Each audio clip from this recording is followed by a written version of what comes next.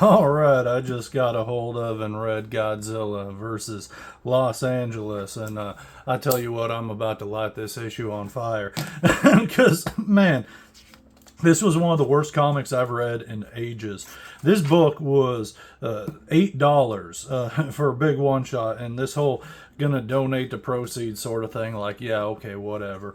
I don't care nothing about that, but what I do care about is good comics. And this has three, count them, four stories in here, and yeah, only one of them is good. This intro one here, Eye in the Sky, written and illustrated by Gabriel Hardman here, is really good. It looks fantastic. Phenomenal artwork. I dig this style. It is so good. And the writing is great. It's a little bit corny at points, but that's key to the genre. The genre is just sort of cheesy. I can go with that. I like it. This was a good story about a news person up on a copter and them crashing and landing on Godzilla and reporting from atop him. Very fun. Great sense of pacing. You can see everything done really well. I enjoyed this issue. This was phenomenal. If this was a full comic of this, I want to see more by this guy.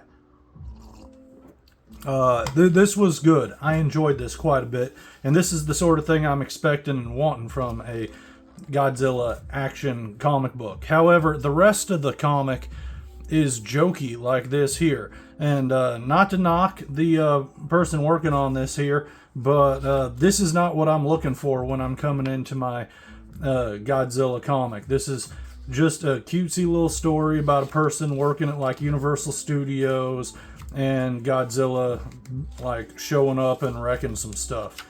And it's all right, but it goes on way too long, and it's just it's not doing it for me. And if we just had this in between a bunch of good action stuff, I'd be all right. But it's all like that, and it's just not fun. I don't care about her little jokey Hollywood type of thing, whatever. Same thing with this Godzilla versus the metro system here in Los Angeles, and it's a how-to guide. It's just a bunch of text. It's a little bit jokey, but you kind of have to be into the whole public transit sort of thing. It's and part of the joke is how dry the textbook telling them how to survive the attack actually is. And by it being dry, it's dry for them, but it's also dry for us, the reader. Like, I didn't have fun reading this portion of the issue. It actually felt like work, and I wasn't really laughing at it. The artwork is good, though. I'm here for the guy's artwork. I actually like this art style. His serious monster stuff is good, but I also like the jokey, cartoony type of people and the actual style. I like the art. I just am not feeling the story. And this one at the end was just terrible. The writing was not that good. It was just corny in all the worst ways possible. And just the like, we're united, and like they build this graffiti bot. It's dumb. I did not like it. It felt like something an 11-year-old would have come up with. Both the plot and the execution. This is actually my least favorite in the bunch, because at least the others were achieving what they were trying to do and did it well, even if I might not have liked it. But this one right here, I thought the artwork was just passable and the story itself was bad.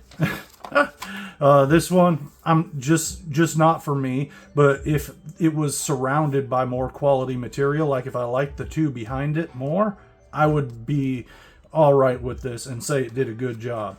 But this one here, loved the artwork. The writing really left me hanging. But that first one is so good. So Eye in the Sky, Gabriel Hardman. I want to see more from this dude. So good. David Baker, I really like your art. excited to see something else from you, maybe in a different setting than this, or a little bit more action oriented. But yeah, overall, this issue was terrible for $8. For $8, it's just real rough for the price. So I cannot recommend this. I really like the first Eye in the Sky bit in here, and I thought that was real good quality, but the rest of it just not for the price of the issue. If this was a $4 issue, I would give this a thorough recommendation. But for $8, I just cannot recommend this, even liking the main story. This gets like a 3 out of 10 lawn flamingos from me, and that's being generous. That's because I like the first story.